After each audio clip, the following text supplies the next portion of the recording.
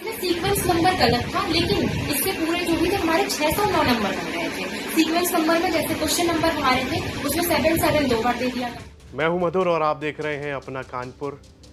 NEET का result आया, लेकिन कानपुर की एक छात्रा का कहना है कि रिजल्ट नहीं, स्कोर का रोलर कोस्टर आया है। पहले 540 नंबर दिखे, फिर 2 घंटे के बाद वही नंबर 167 हो गए। अब छात्रा पूछ रही है, आखिर मेरे नंबर गए तो गए कहां? कानपुर की रहने वाली आर्या सिंह ने नीट यूजी 2026 री एग्जाम के रिजल्ट पर सवाल उठाए हैं। आर्या का दावा है कि उनकी OMR शीट के हिसाब से करीब 609 नंबर बन रहे थे, लेकिन वेबसाइट पर रिजल्ट कुछ और ही कहानी सुना रहा है। इसी पर चर्चा करेंगे। मैं हूं मधुर और आप देख रहे हैं अपना कानपुर। नमस्कार सभी को, मेरा नाम आर्या सिंह है। मैंने रीनीट 2026 का एग्जाम दिया था। इस वीडियो के माध्यम से हम आप सभी को अवगत कराना चाहते हैं कि हमारे रिजल्ट में जो भी दिक्कतें आ रही हैं, इसके बारे में हम आपको बताना चाहते हैं। तो 13 तारीख की रात में हमें एनडीए की ऑफिशियल वेबसाइट पे OMR आती है, जो कि ये थी। इसमें सीक्वेंस नंबर गलत था, लेकिन इससे पूरे जो भी थे हमारे 609 नंबर बन रहे थे। सीक्वेंस नंबर में जैसे क्वेश्चन नंबर हमारे थे उसमें 7 दो बार दे दिया था। 77 को मिसिंग करके उसकी जगह 85 दो बार दे दिया था। लेकिन इसमें से जो नंबर आ रहे थे वो हमारे 609 नंबर बन रहे थे। आर्या बताती हैं कि 13 जुलाई को जब OMR शीट आई तो उसमें सवालों का क्रम ही गड़बड़ था। उन्होंने NTA के पोर्टल पर शिकायत की। बाद में OMR अपडेट हुई, सवालों का क्रम ठीक हो गया, लेकिन उनके मुताबिक नंबर फिर भी 609 ही बन रहे थे। फिर आया रिजल्ट वाला दिन और यहीं से शुरू हुई स्कोर की मिस्ट्री। रात करीब 12 बजे रिजल्ट खुला। स्क्रीन पर 540 नंबर दिखाई दिए। खुशी हुई कि मेहनत रंग लाई है, लेकिन 2 घंटे के बाद दोबारा लॉगिन किया तो नंबर सीधे 167 हो गए। ऐसा लगा जैसे नीट का रिजल्ट नहीं, शेयर मार्केट का ग्राफ खुल गया हो। अभी ऊंचाई पर था और थोड़ी देर के बाद वो नीचे सीधे जमीन पर आ गया। या फिर जैसे मोबाइल की बैटरी देख रहे हो, अभी 54% है तो थोड़ी देर के बाद में वो 16% हो गई। आर्या का सवाल सीधा है, अगर एक ही रिजल्ट में 2 घंटे के अंदर 2 अलग अलग नंबर दिख सकते हैं तो सही नंबर कौन से हैं? जो नंबर आ रहे थे वो हमारे 609 नंबर बन रहे थे। इसके बाद हमने उनके चैलेंज पोर्टल पे जाके हमने कंप्लेंट फाइल करी, जिसका प्रूफ हमारे पास ये है कि हमारे हमने करा है कि हमारे 77 मिसिंग है, 85 दो बार किया। तो उसी दिन शाम को एनडीए की ऑफिशियल वेबसाइट पे भी चैलेंज वाले पे हमें ये OMR अपडेटेड OMR मिलती है, जिसमें सीक्वेंस नंबर सही हो गया है और इससे भी 609 नंबर बन रहे हैं और कुछ दिक्कत नहीं थी। इसके बाद अब कल रात में हमें रिजल्ट आता है हमारा, जो कि सबसे पहले हमने 12 बजे के लगभग हमारा रिजल्ट खुला, जो कि 540 नंबर बने इसके। लेकिन जब हमने 2 से 3 बार खोला 540 ही आए। उसके बाद जब हमने उसके 1-1.5 घंटे बाद ओपन करा तो हमारा रिजल्ट चेंज करके उन्होंने 167 का रिजल्ट कर दिया। ये इसके रिगार्डिंग हमने एनडीए को मेल भी किया है, जिसका प्रूफ ये रहा, और हमने एजुकेशन मिनिस्ट्री को भी मेल किया है, जिसका प्रूफ ये।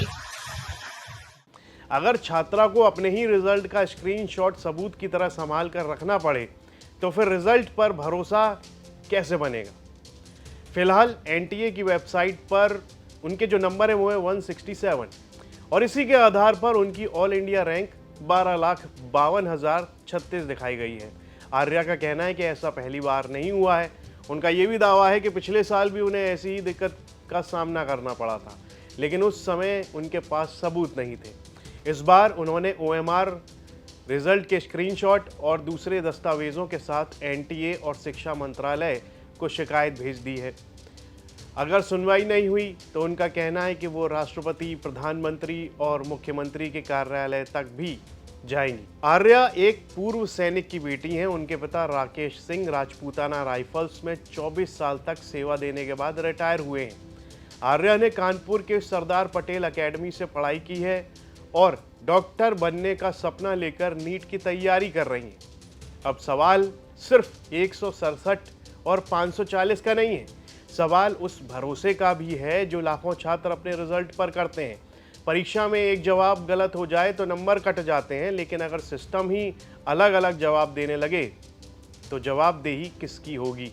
तो हम आप सबसे ये बताना चाहते हैं, हम आप सबसे न्याय ये चाहते हैं कि हमें इस पे न्याय दिलाइए। हमारे प्रधानमंत्री जी से हम कहना चाहते हैं और हमारे एजुकेशन मिनिस्टर सर हैं उनसे भी कहना चाहते हैं कि हमें इस पे इस रिगार्डिंग हमें न्याय चाहिए। अगर दावा सही है तो फिर अगर दावा सही है तो ये सिर्फ एक छात्रा का मामला नहीं है, लाखों छात्रों के भरोसे का सवाल है। और अगर दावा गलत है तो उसे भी पारदर्शिता के साथ साफ करना उतना ही जरूरी है। फिलहाल ये छात्रा के दावे हैं। एनटीए की ओर से इस मामले पर कोई आधिकारिक प्रक्रिया सामने नहीं आई, लेकिन अगर किसी छात्र को पहले 540 और फिर 167 नंबर दिखें तो सवाल उठना तय है। परीक्षा मुश्किल थी या रिजल्ट का सिस्टम? इसका जवाब अब जांच ही दे सकती है। इस खबर को रिपोर्ट किया है हमारे सहयोगी सिमर चावला ने, इसे लिखा है मैंने यानी मधुर ने। इस पर आपकी क्या राय है कमेंट बॉक्स में लिखकर जरूर बताइएगा। यूपी से जुड़ी तमाम खबरें देखने के लिए आप देखते रहिए यूपी तक। पवन जी, एक बात होती है, क्या आपको कभी ऑफर नहीं आया बीजेपी की तरफ से? बहुत बार आया। आया। कैसा आया? आया। क्या ऑफर आया? आया, हमने बताया था राष्ट्रीय अध्यक्ष जी को। आया। किस तरह का ऑफर आया? मतलब सब आया, विधायक मंत्री सब आया।